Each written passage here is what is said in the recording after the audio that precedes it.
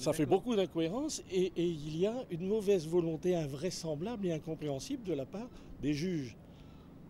Parce que nous avons un dossier qui est pourtant clair et la Cour d'appel est capable d'écrire que quand bien même ou en dépit des déclarations des témoins, on doit conclure qu'il n'existe qu'un radeau sur zone, alors que les éléments techniques démontrent exactement l'inverse. Il y a là une très très grosse responsabilité de la Cour d'appel de Rennes.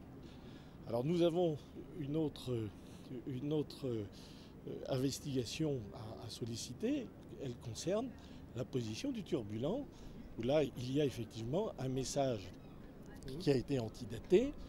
L'expert commis en matière de sous-marins n'a jamais été très pertinent sur cette question, alors que les éléments techniques d'appréhension de la fiabilité de ces éléments conduisent à dire qu'il y a nécessairement là une machinerie, en ce sens qu'il ne peut pas y avoir deux ordres donnés au turbulent à deux dates différentes, alors que les messages sont codés.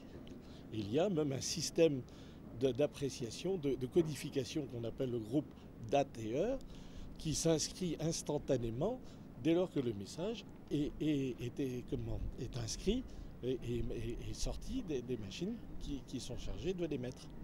Donc il y a là encore une incohérence, elle vise le turbulent. Et la conviction qui est la nôtre, c'est qu'il y avait vraisemblablement un plan B, une manœuvre qui était en dehors de toutes les manœuvres officielles.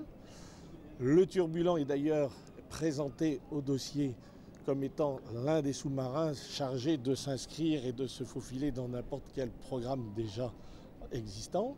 Donc il y avait bien là une manœuvre parasite qui a, à mon sens, encore en plus été suivie par les hélicoptères britanniques. Et nous sommes persuadés que l'un de ces hélicoptères a été le témoin du naufrage.